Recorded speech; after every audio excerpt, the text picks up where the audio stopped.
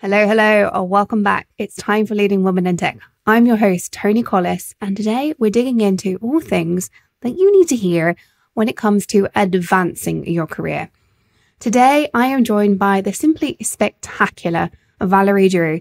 This lady is a fabulous leader. She's an amazing woman in tech, leader of a tech team in a big Fortune 500 company, and she's here because of her success. I asked her onto the show to share with you what it can look like to have success, to share her journey. She talks about how she didn't have a straight path, something we hear a lot around here, and I hope you're getting the vibe that you don't have to have a straight path. But she talked about how she was promoted regularly, continuously, even I think is the word she used, and how she had a particularly extraordinary female role model at one point, and that was just so influential to her. And I hope that getting some of the women I have on the show provides you with some of those role models. She learned early on how to advocate for herself, that she needed to show up and talk about what she needed to do next. This was an interview I recorded several days ago, and I didn't have time to do the introduction at that point. And yet it stuck with me all week.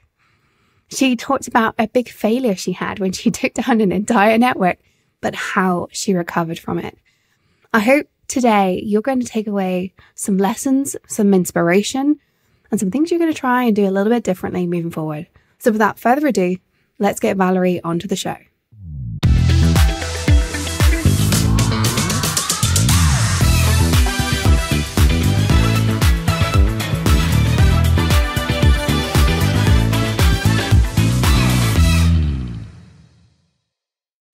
Welcome to the show, Valerie. It's so great to have you here. It's wonderful to be here, Toni. How are you? I am doing great, thank you. I'm excited for this conversation based on our first conversation we have. There's so much I'm excited to dive into. But let's start with giving my audience an idea of who you are. Can you tell us a little bit about your career journey, the highlights, those very important lowlights, and what you're doing today? Absolutely. So I think it's important for everyone to know that your career does not follow a straight path, as mine did not. So I started off as an IT developer, and I then did some networking things and went into project management, always in the financial sector. And as technology changes, so will your career. So it's important to be very open. I continuously getting promoted. Sometimes promoted in a lateral way because it allowed me to learn new things, which I wanted to do so that it would catapult me up 2 levels. So don't ever be afraid of doing a lateral move, provided that you're going to learn something. And also that it's a company that gives you a good mental stability and you have the support that you need to thrive. So that's important to do. Mm-hmm. So today I'm still on Wall Street. I work for Deutsche Bank. I'm the senior vice president and I deal with regulators all day long, but I also get to touch all of the latest and greatest technologies such as artificial intelligence, machine learning, and just a lot of great things as is tied with the business as well of know your customer, anti-money laundering. So it's a lot of fun to do that. Some of my highlights were just being compensated is always a good thing. Yeah. But also I really enjoyed when I had worked for my very first woman CIO. She was amazing, Leanne Murray. And it was really good to see myself at that very senior level. And even prior to Leanne, there were some really great managers that I had who actually believed in me in terms of what I wanted to do. And I had to actually advocate for myself. So never be afraid to advocate for yourself. Some of the lowlights were when I, was stabbed in the back, so to speak, where I had to literally speak up for myself to someone who I thought was a partner and we were doing things together. And basically, rather than making it a very negative encounter, I simply just asked him to keep my name out of his mouth because he was basically trying to sabotage my growth And so I went to his office, closed the door, and I said, I'm not going to have a long discussion with you. I'm really disappointed in the way things have turned out. I really thought we were partners, and you ended up being a traitor. And what I'm going to say to you is just keep my name out of your mouth. You said it. You know you said it. And so let's just move on from that point. And he said, okay. So that was truly a low light. Yeah. I mean, sometimes those low lights, there's a really good reason why I ask these questions, because so many of us have them. Yeah. And it's how we handle them. And absolutely. I mean, it takes a fair amount of, I'm not even sure what the right word is. My mum would say gumption. I don't know if that's a very British phrase. It's a certain amount of something to go and challenge somebody in that situation. Was that something you found you knew how to do, or did you see other people doing it? Like, did you ever question that you wouldn't do that? Because I think it's amazing that you did do that. But I know certainly myself and others, we struggle with that. I grew up, so my upbringing is a Black Southern Baptist household where Christianity is very strong. And in these types of households, the families are large, right? You have a large extended family. And for myself, I have my siblings as well. So you get a lot of practice with dealing with situations with older siblings, younger siblings, and just how to be tactful and doing it in a very respectful manner. But you do have to do it. And I just tell myself, when you look at every leader out there, be it a religious leader or a political leader or other, they have all dealt with adversity at different types of level, and you have to know how to address it. So do you want to rip the person apart? Or, as my father would tell me, do you want to be regal and show them that you are truly a good leader? So, and that's something that has always stuck with me. You know, good leadership is not what you do, it's what you do next. So it's the next thing that you're going to do. So someone may say or do something that you don't agree with, or that you know is detrimental to either your development, their development, or the development of the organization or your cause. You have to do the next thing, which is remove yourself out of the equation and think about the end game. Right. Yeah. So what is the end game that you're trying to accomplish? And if what they're doing is going to impact the end game, then you step up. You immediately develop the courage that you need to deliver the message at the right tone, at the right velocity that you want it to have. But if it's not going to impact the end game, then you check it off and know that that's a person you can no longer trust, and they are no longer part of your, circle, if you will, to get you to that end game, or to get the organization to that end game. And this is very important for people who run their own business as well. I read a book by Steve Harvey, who is comedian turned spokesperson, entrepreneur, very good business person. And he runs a family game show today, but he wrote a book. The first book he wrote, the second book he wrote turned into a movie, which is called Think Like a Man, Act Like a Woman.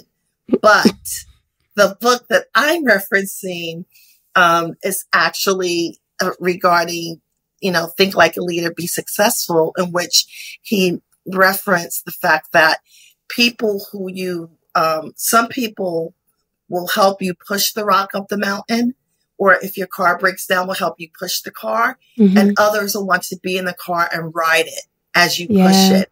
And you have to realize who those individuals are, and you can appropriately deal with them. But what's really important is to trust yourself and always know how you feel about a situation. You don't always have to speak on that particular situation, but always know how you feel. And give yourself a moment to collect your thoughts, pause, and think about how you're going to deliver the message that you're going to deliver. Because at that point, it's all about you. So command the room. That's something that I learned. The ability to pause, to put everyone on the edge of their seat, to prepare them for what you're about to say. And that's something that I learned from observing ministers when they preach. And so when you look at really dynamic leaders, they don't speak too fast. They don't speak slowly, but there's a pace and cadence that they use when they speak. And right before they deliver the climax of whatever the theme that they're going to give you, there's a pause. Yeah. So that's important to do in business as well. Yeah, that pause is so important in leadership communication, I think. But I think a lot of us get very stressed out about if I pause, somebody's going to speak over me, especially as a woman. How do you find that? How do you navigate that, especially in your role as head of technology? You must be surrounded by men all day, right? Of course I am. Some are very nice and some are not.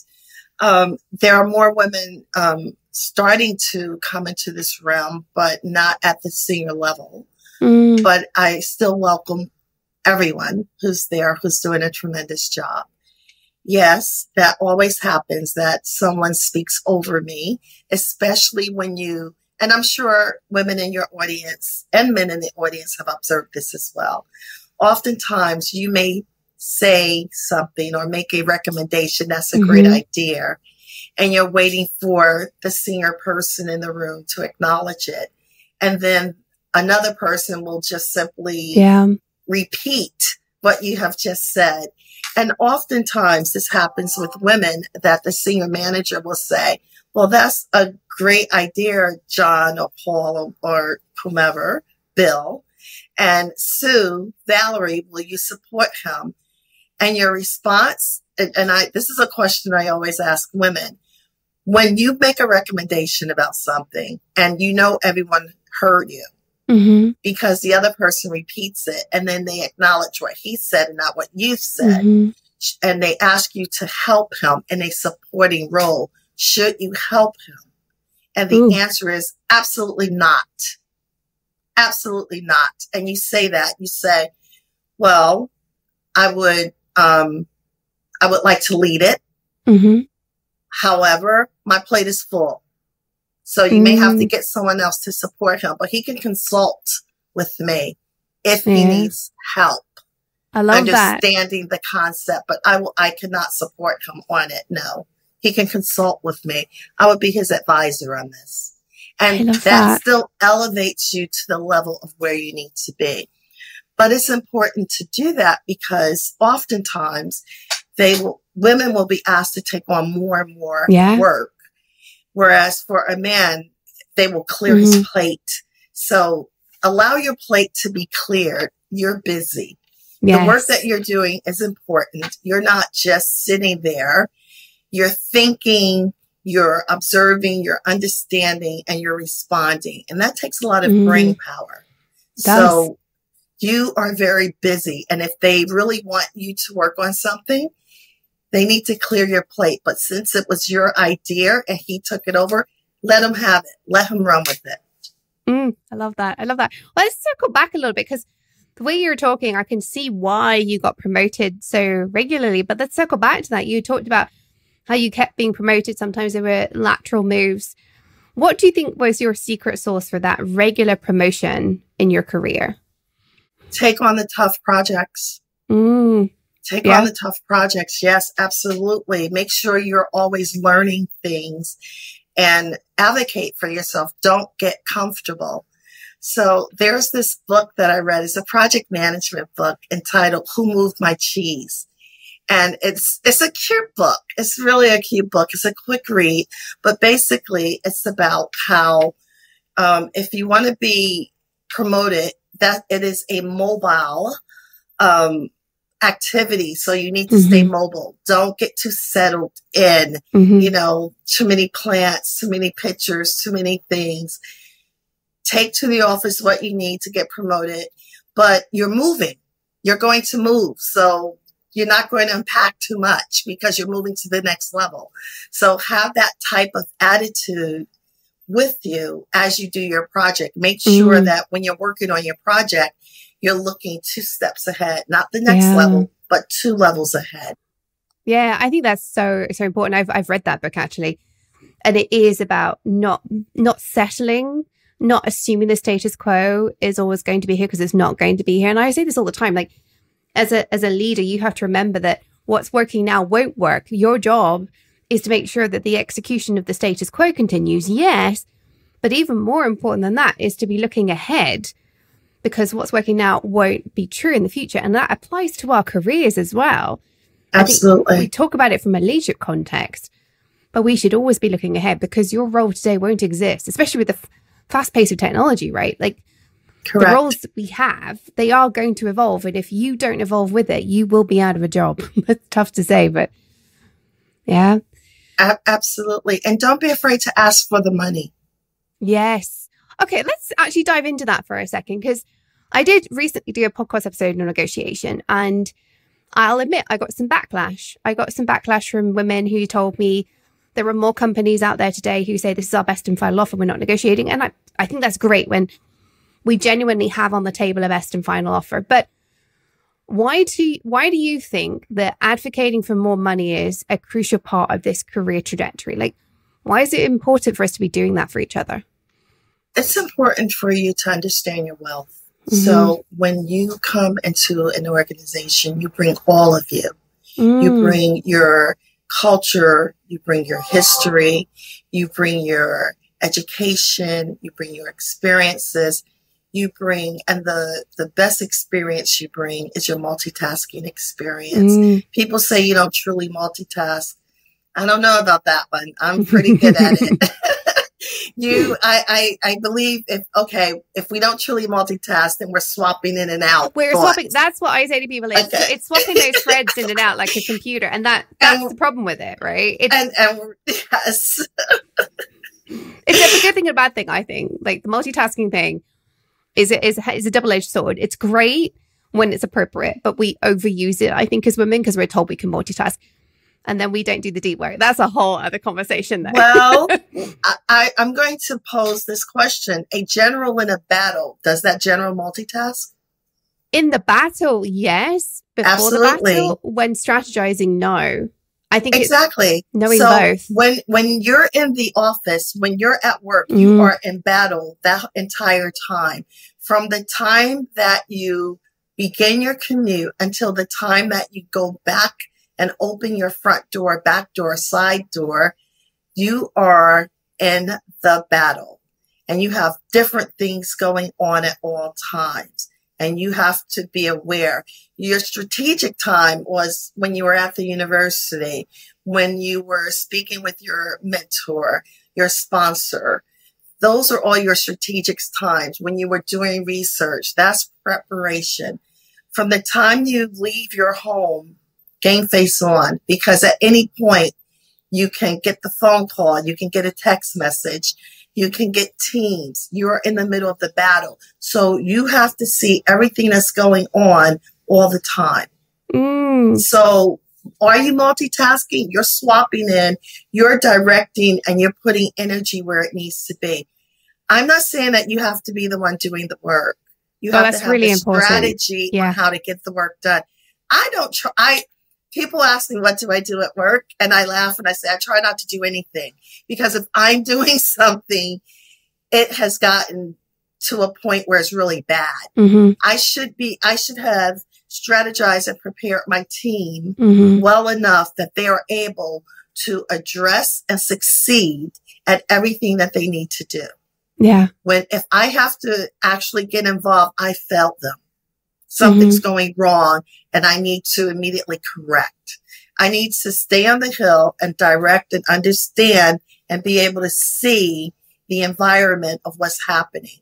And the moment I have to go in, something else, I'm no longer focusing on the other thing.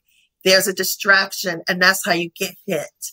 So it's important to understand what your role should be and what the role that you're operating in. I think that distraction comment there is absolutely key, because, I have a real problem with what I call multitasking. I think what you and I are talking about different things, though. The key thing is when you need to focus is being able to focus and not getting distracted by something that's unhelpful. And I think so many of us, when we're in this, the battlefield is a really interesting analogy. I don't like using words like that because I feel like it makes work quite negative. But there is an element of things just thrown at you all the time. And part of being really good at your job is knowing what to pay attention to and what to park. So you deliver on the really important things. And I think that's something that a lot of us struggle with, which is why we fall into this flip-flop all the time, which is what I think of as multitasking, because I think it's a lack of forward progression because there's too many things and we can't discern what we should focus on. What do you say to that? Do you disagree with me? You are welcome to disagree with me, by the way. I agree with you, and I understand why you. Some people may consider the battlefield negative. So let me use a different analogy. There's a season for all things, and so being a Southerner and a farmer, there's a time when you're going to plant and you're going to harvest, and sometimes the soil needs to be replenished. So you may plant something different, but you need to understand the season of your company. Yeah. So a good way to explain this is everyone understands the season of HR. When you do your reviews, you make your reviews, you write your goals, yada, yada, yada, yada, yada. But looking at that schedule, you should also have a calendar that complements that helps your career. So if you have mid-year reviews in June, come May, you need to have a senior level person sending out that email that talks about how great you are. So if you need that email coming out by May, you need to have accomplished something between March and April. And that something may have been started back in November. So in December, when you're doing your year-end review, you're already strategizing for next year. You're already there. So you need to constantly think about the seasons. When you think about if you're in the financial sector and when you look at how the financial market goes, in October, a lot of companies, they take their profits, right? There's a season when there's more IPOs going on.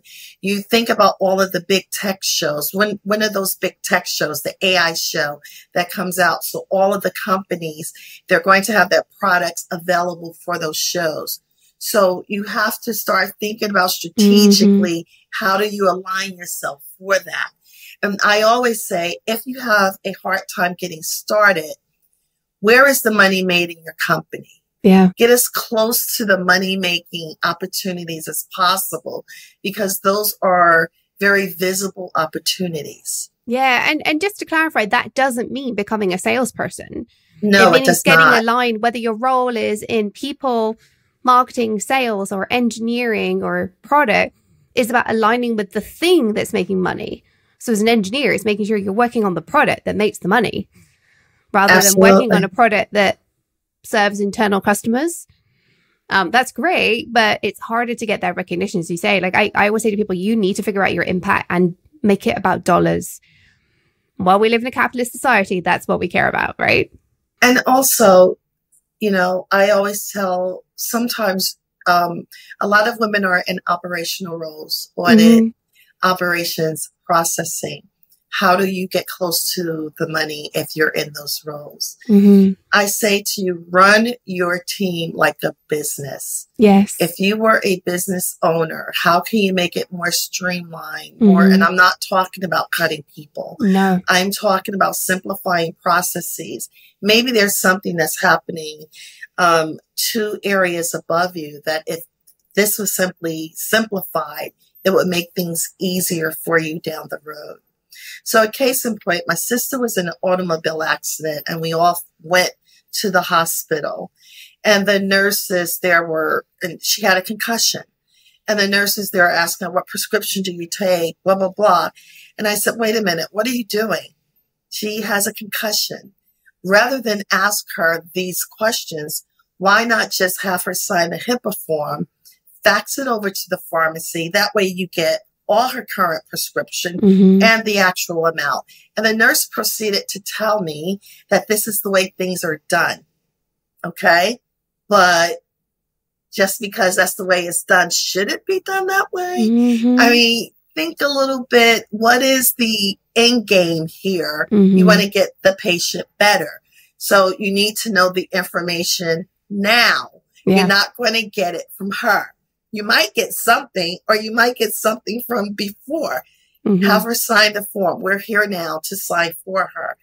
Fax it to the pharmacy. Let us focus on her. Stop stressing her out.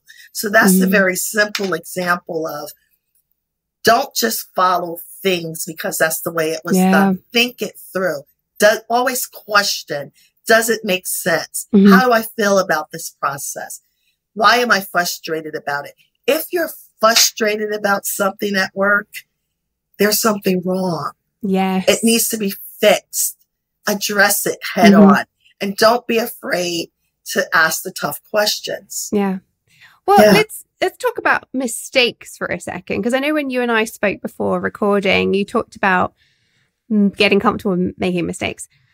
And I'm sure, given everything you've just described in your career, you've made your fair share, but it doesn't appear that way to everybody else. So tell me, you've clearly got resilience around mistake making. Why is that? And how has it served you? How do you bounce back from mistakes? So I'm going to share with you a huge mistake I made where I took down the entire network. Oh, that's a good one. It's how you bounce back every time there, isn't it? So I was converting over from being a developer to I wanted to learn more about networks because I wanted to be an architect. And I think to truly be a good architect, you have to understand the business. You have to understand how programming is done, and you have to understand how it interface with the network environment and to keep everything secure. And so I was reading all the networks books and taking network classes and after work and getting my certs. And during lunchtime, I was talking to my manager and I said, hey, I want to try something. And he goes, what do you want to try? And I was explaining it to him. And he goes, I never heard that before. I'm not going to tell you the company, and I'm not going to tell you the manager because that will get him in trouble as well. So then I said to him, well, everyone's at lunch. Not much is going on. Let's just see what happens. He said, we're not going to just see. And I said, well, I need to because you don't really have a good test environment. And if there's something that we're truly going to be doing, we need to figure it out. And so I tried, network went down, and then but I had the right people around me. I knew who the best, Linux administrator and Unix and all the key people were right there. They were the whole time saying, this is going to cost you dinner. This is going to cost you whatever. Like, I got you. Here, I got the credit card. Let's go. Let's fix it. And I learned a lot from that. So yes, I took a calculated risk. I wouldn't recommend taking down, international networks to anyone. Not in this day and time, but you can take a calculated risk on some things and you will make mistakes, but you first need to make sure you have the support in place that you need to have. And you have to speak with people about things that you want to try. Yeah. So if you make a mistake that way, and it's something new, and they don't have the answers either, you call it a proof of concept, right? But if you make a mistake because it's something that's an established practice and you were neglectful, then that's something different. You own up to it. Even today, if I lose sight of something or I give too much trust into a person whose skills aren't just so, and my managing director comes and say, was this done? I don't start off with anything other than a yes or no. He knows he's going to get a 3-second response. No. And then he'll ask, would you like to know why? And then I'll go into that. Yeah. I think how we recover from setbacks is the most important thing. And being able to recover, as you said, you had the team around you to fix it.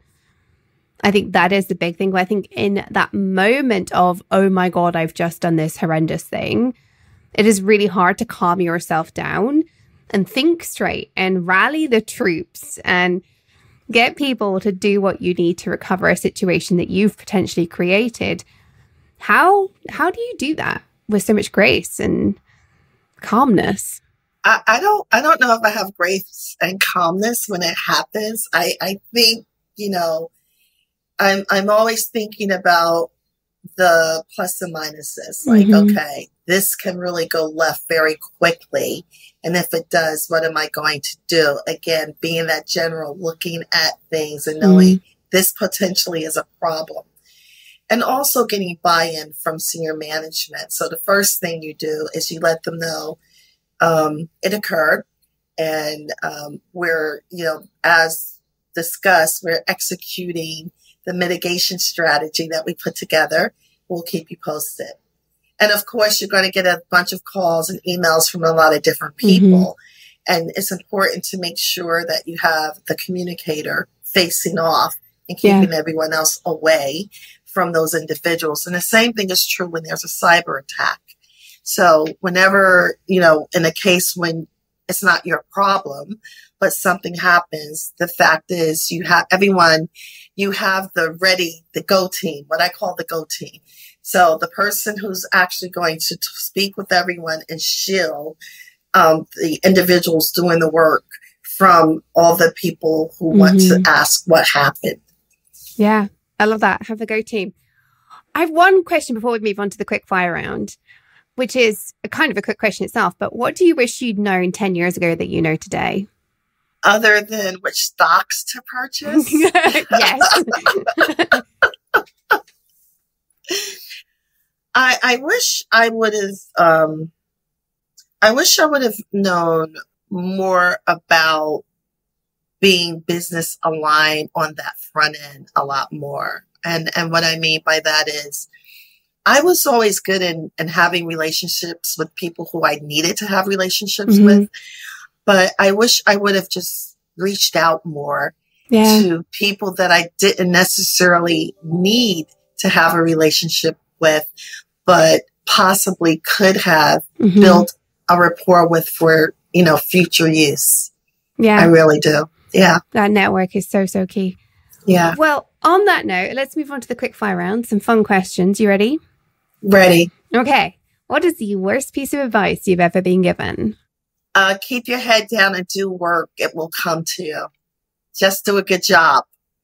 I've seen so many people do horrible jobs and get promoted. And what was that about? And then you're angry, right? Yeah. Yeah. No. Don't keep your head down, ladies. If you're listening, if you ever heard that advice, worst piece of advice. Absolutely.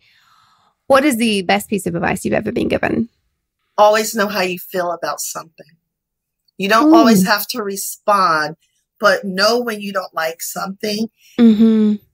Respect yourself enough to pause and know why you don't like that thing you don't like. And this is professionally, personally.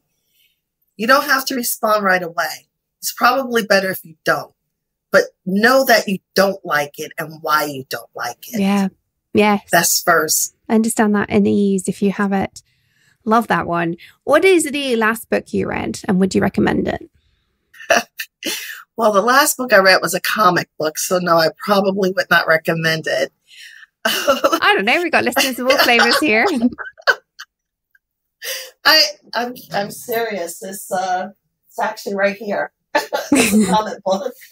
But here it is. It's Superman Doom. Why not? Why not? Hey, I do read it. But the book that I would recommend was something that's not even about business. It was about just healing, like traditional medicine. But I do read a lot of professional books. I do read a lot of, there's a computer and information security book that I have over at my lounge area and Protecting Our Future, which is about cybersecurity that I've read. I tend to read from 3 different categories. I tend to read animation, something technical or business. And then I have a book club with my nieces. So. Gruffalo's, hey? Yes. So I love that. Love that so much. So because I'm a full person, so I have to feed all of me. 100%. I love some of the book recommendations I get on the show. We get all sorts, and it has broadened my horizons. I used to be very much just a sci-fi kind of girl. And obviously reading business and leadership books, it's my cup of tea. But I have got into so many new genres as a result of running this podcast and asking this question. So I love that. I have never, ever read a comic book, ever, which is fascinating because I love my superheroes, love my superhero movies. I might have to go and change that. My husband will be like, what have you done with my wife? Okay. This has been a fabulous conversation. So where can people connect with you, find out more about what you do? Absolutely. You can connect with me on LinkedIn, basically just LinkedIn/Valerie Drew. And I would recommend to also get involved in some type of nonprofit organization where you can also strengthen your skills. Don't get involved in an organization where you burn yourself out. That's not the goal. The goal is there may be a particular business skill that you want to do. Maybe you want to do annual planning or a strategy in terms of the direction the organization should go in. Or maybe there's a technology that you want to learn. Or maybe you're thinking about going into another type of industry. Volunteer work is a good way to do it. But again, there, you tell people what you want to do, how you're going to do it. And don't forget, if they ask you to help someone on something, the answer is no. You need to advise them or learn it. Unless you don't know anything about the industry, then yes, you want to help that person so you can learn. I love that. I love that so much. Well, I was going to ask you, is there a final thought you want to leave the audience with? Is that it? Or is there something else you want to make sure we take away from today? I would say to everyone today, be accurate in what you do. Speed will come. So again, and by being accurate, always know how you feel about something. Be very accurate about your feelings. Don't discount yourself. Respect yourself enough to, understand why you're feeling the way that you're feeling. And be accurate in your diagnosis of why you feel that way. That's really important. Trust yourself. Yeah. It always works. Trust yourself and speed will come. I love that so much. Thank you, Valerie, so much for this conversation. I really appreciate it. Thank you, Toni. It was a pleasure. This has been wonderful. There's so many little nuggets I'm going to take away from this. I think be accurate with what you do and speed will come is definitely one of them. Some Superman comics might be another, but I hope for listeners that you've taken away something you're going to shift from the way you operate as a leader moving forward. Maybe a way you're going to look at your career a little bit differently, being a bit more strategic. But as always, remember, stay in your tech leadership game, follow your dreams, because the world really does need that uniqueness that you bring as a leading woman in tech.